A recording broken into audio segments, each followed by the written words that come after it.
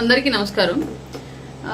ఊర్లలో పిచ్చుకుక్క స్టోరీ మీ అందరికీ తెలిసే ఉండొచ్చు. జనరల్ గా పిచ్చుకుక్క ఏదైనా ఒకటి పిచ్చి పట్టిన కుక్క సహజంగా ఒక మంచి కుక్కకి పిచ్చి పట్టినప్పుడు అది బిహేవ్ చేసే పద్ధతి అలా ఎలా ఉంటుందో మీ అందరు చూసే ఉండొచ్చు. ఎలా పడితే అలా అరుచుకుంటూ ఏది పడితే అది చేస్తూ ఎవరిని పడితే వాళ్ళని కరుస్తూ రక్కుతూ వెళ్తూ ఉంటుంది.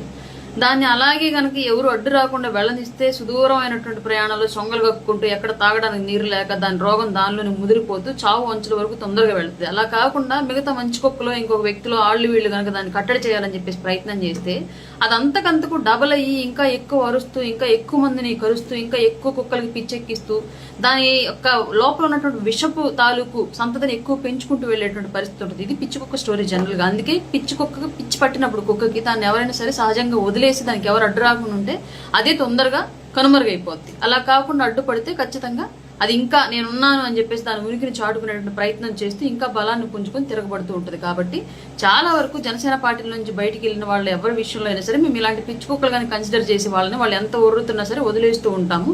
వాళ్ళని అనవసరంగా మేము వాళ్ళని టార్గెట్ చేసి వాళ్ళని మాట్లాడే పెద్దవాళ్ళని చేసే ఉద్దేశం మాకు ఉండదు. కాబట్టి పవన్ కళ్యాణ్ గారిని విడిచి వెళ్ళిపోయారు అంటేనే ఆటోమేటిక్ గా వాళ్ళు రాజకీయాలకో ప్రజాసేవకో పనికిరాని వాళ్ళని అర్థంగా భావించుకుని వదిలేస్తూ ఉంటాం మేము జనరల్ గా. ఇది పిచ్చి కుక్క స్టోరీ మాత్రమే.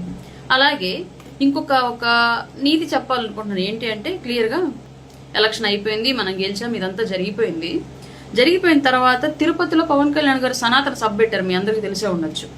సనాతన సభ గురించి ఆ రోజు అండ్ ఆ తర్వాత రోజు డిబేట్లు కండక్ట్ అయ్యాయి. డిబేట్లు కండక్ట్ అవుతున్న టైంలో ఒక ఛానల్లో ఈవిడ కూర్చొని ఒక అతిపెద్ద స్టేట్మెంట్ ని కూటమిలో ఉన్నటువంటి ఒక పార్టీ మీద పాస్ చేసింది.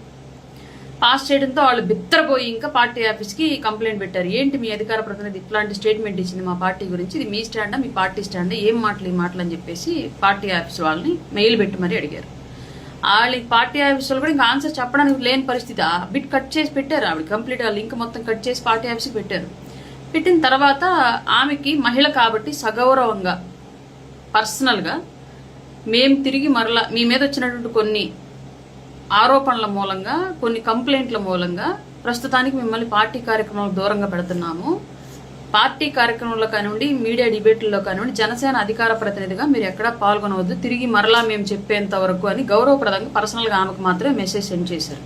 అప్పటి నుంచి ఆమె మీడియాకి వచ్చిన కార్యక్రమాలకు వెళ్ళిన జనసేన వీర మహిళ లేదా మహిళా అడ్వకేట్ అని చెప్పేసి పెట్టుకుంది తప్ప ఎక్కడ జనసేన పార్టీ రాష్ట్ర అధికార ప్రతినిధి అని చెప్పుకోవాలి. ఎందుకంటే ఆ పేరు ప్రస్తుతానికి వాడుకోవద్దని చెప్పారు కాబట్టి ఈమె మీడియా నుంచి దూరంగా ఉండలేక ఈ మీడియాతో మాట్లాడేటప్పుడు ఈ పేరుతోటి జాయిన్ అయింది. చాలా సందర్భం చాలా మంది మీడియా మిత్రులకు కూడా తెలిసి ఈ విషయం. మరి ఈ మధ్య ఎందుకన్నా ఆవిడని ఆ విషయం తెలిసి కూడా ఎందుకు అంత డ్రామాటిక్ గా ఆవిడతోటి జనసేన అధికార ప్రతినిధి, మాజీ జనసేన ఇట్లాంటివన్నీ పెట్టి చేస్తున్నారు ఎందుకు నాకు తెలియదు.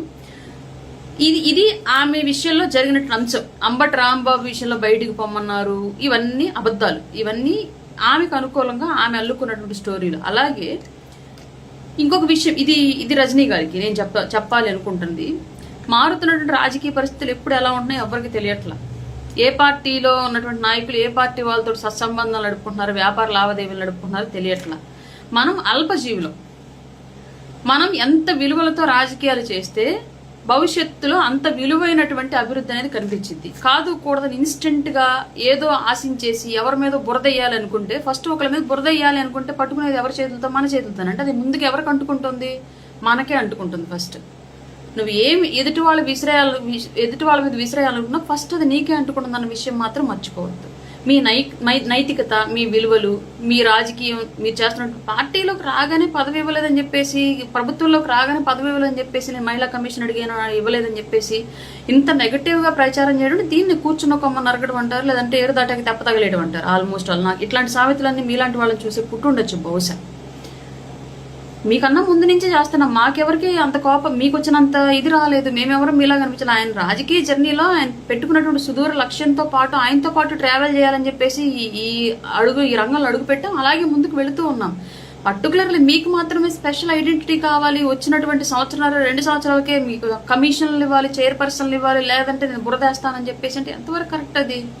ఇప్పుడు ఎవరు పవన్ కళ్యాణ్ గారు ఇచ్చిన మాట ప్రకారం నాతో జర్నీలో నడవండి, పేరు వస్తుంది, పేరు తర్వాత ఏమైనా అభివృద్ధి వస్తుంది అని చెప్పేసి క్లియర్గా చెప్పాడు. ఆయన మాట మీద ఆయన ఉన్నాడు. ఆయన పని చేసుకుంటూ వెళ్ళిపోతున్నాడు. ఆయన ఒక నాయకుడికి ప్రూవ్ చేసుకుంటూ ప్రజలకి ఏ ఉద్దేశంతో అయితే ఒక ప్రజాప్రతినిధులు ఎన్నుకుంటారో ఆ ఉద్దేశాన్ని ఫుల్ఫిల్ చేసుకుంటూ ఆయన వెళ్ళిపోతూ ఉన్నాడు. మధ్యలో మీ నైతికత ఎత్తిపోయింది. మీరు ఏ ఉద్దేశంతో పార్టీ కండువా కప్పుకున్నారు? ఇవాళ పర్టికులర్లీ ఎందుకు నిన్నటి మొన్నటి వరకు బెల్లమైనటువంటి పవన్ కళ్యాణ్ గారు ఇవాళకి ఇవాళ మీకు అల్లంలాగా మాకు కనిపిస్తున్నాడు అంటే మార్పు ఎవరిలో వచ్చింది? పవన్ కళ్యాణ్ గారు ఏం మారలా, ఆయన అలాగే ఉన్నాడు. మీలో వచ్చింది మార్పు చూసుకోండి. నా దృష్టిలో నేను చెప్పేది ఎప్పుడైనా ఒకటే, రాముడి ఆశయం గొప్పదా, హనుమంతుడి సాయం గొప్పదా అంటే రాముడి ఆశయమే గొప్పది. రాముడి ఆశయం కోసం పని చేశాడు కాబట్టి, సాయం చేశాడు కాబట్టి హనుమంతుడు కూడా దేవుడిగా కీర్తింపబడ్డాడు. ఆయనలో ఉన్నటువంటి బలాన్ని ప్రపంచానికి సాటి చెప్పిన వాడు అయ్యాడు. ఎంతో మందికి వాళ్ళ ఆరాధ్య దైవం అయ్యాడు హనుమంతుడు. కారణం ఏంటి? రాముడు పెంచుకున్నటువంటి ఆశయం కోసం పనిచేయడం మూలంగానే.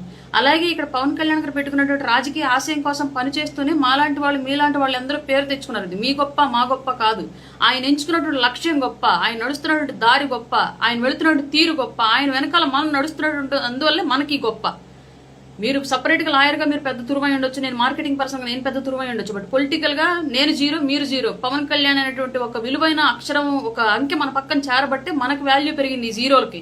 అది అర్థం చేసుకోలేకపోతే ఎవరు ఏం చేయలేరు. చిన్నపిల్లలకైతే కొట్టో తిట్టో చెప్తారు, లేదా మూర్ఖులకైతే ఏదో ఒకటి చేసి చెప్తారు. మేము అతి గొప్ప మేధావులు అని చెప్పే వాళ్ళకి ఏం చెప్తాము? ఈ కులం కోట్లు మతం సూట్ల పక్కన దాక్కొని ఎన్నాళ్ళని రాజకీయాలు చేస్తారు? ఎవరు చేయలేరు ఎక్కడా కూడా. ఒక కులం కూడా మీద నిలబడ్డ వాళ్ళు ఎప్పుడు కూడా రాజకీయ నాయకులు అవ్వలేరు. ఈ విషయం గుర్తుపెట్టుకోండి. ఒక కులం కోసమే పెట్టాను నేను పార్టీ అంటే అసలు నిజమే కాదు. ఇది ముమ్మాటికి నమ్మదగ్గ విషయం కాదు. ఇది మోసగించేటువంటి విషయం. ఏ కులం పేరు చెప్పుకుంటున్నారో ఆ కులాన్ని ఆ వ్యక్తులు మోసగించేటువంటి విషయం ఇది క్లియర్గా. ఇది అర్థమైతే చాలు. ఇంతకన్నా ఇంకా గట్టిగా చెప్తే మహిళ అయిపోయారు కాబట్టి మళ్ళీ రేపు పొద్దున్న నేను ఆ ఏడుపులు మీడియా ముందు వెళ్ళలేను. Not interested. నేను చెప్పాలనుకున్న స్టూడియోగానే చెప్పాను, మీకు అర్థమైందని అనుకుంటున్నాను. దయచేసి మీరు మీ లక్ష్యం ఏంటో ఆ లక్ష్యం సరైన మార్గంలో వెళ్ళండి. ఇది రాంగ్ వే. పవన్ కళ్యాణ్ గారిని తిట్టడం వల్ల, లేదా ఇంకొకరిని తిట్టడం వల్ల ఏదో వచ్చేస్తుంది అంటే ఆ టైంకి రావచ్చు, డబ్బులు రావచ్చేమో, గుర్తింపు రావచ్చేమో, 10 వాళ్ళ పెయిడ్ యూట్యూబ్ ఛానల్స్ పిలిచి మీటింగ్లు పెట్టచ్చేమో, లేదా ఇంకేదైనా పదవులు ఇవ్వచ్చేమో. కానీ ఎంతకాలం? వాస్తవం ఎప్పటికైనా నిలబడుతుంది, అబద్ధం ఎప్పుడైనా పడుకుంటుంది. అది గుర్తుపెట్టుకోవాలి. అండ్ మీరు పార్టీలోకి వచ్చిన అతి కొద్ది కాలంలోనే అధికార ప్రతినిధులందరూ ఎవిడెన్స్ మీరు మళ్ళీ కాదని కూడా చెప్పలేరు. మేమందరం కూర్చున్న మీటింగ్ బిఫోర్ ఎలక్షన్ మిమ్మల్నే ఫస్ట్ బాస్ క్వశ్చన్ చేశారు. You are the first person, ఎందుకమ్మా ఇలా మాట్లాడుతున్నావు నువ్వు? అందరం కూర్చోన్నప్పుడు మిమ్మల్నే పాయింట్అవుట్ చేస్తే మీరు అప్పటికే ఒక ఎక్స్ప్లెనేషన్ లెటర్ కూడా ఇచ్చి ఉన్నారు పార్టీకి.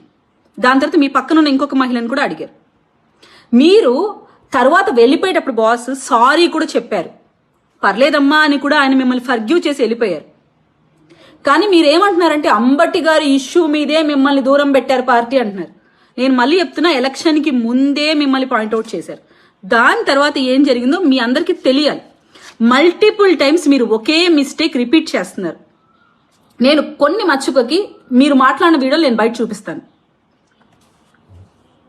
సార్ 3 పెళ్లిళ్ళు కాస్త 4 చేశారు. ఇప్పుడు 3 అంటే లెక్క చెప్తాడు, 2 విడాకులు ఇచ్చాం ఒక ఆవిడతో ఉన్నామని. ఇప్పుడు 4వ దేవత నాకు తీసుకురండి, నాకు కావాలంటున్నాడు. ఇప్పుడు ఏం చేయాలి మీరు? జన సైనికులు మా వదినం మీద వీళ్ళు. ఇప్పుడు 4వ దాన్ని ఎవరిని తెస్తావబ్బా? నాకు అర్థం కాదు. నువ్వే గెటప్ మార్చుకొని వచ్చేస్తావా?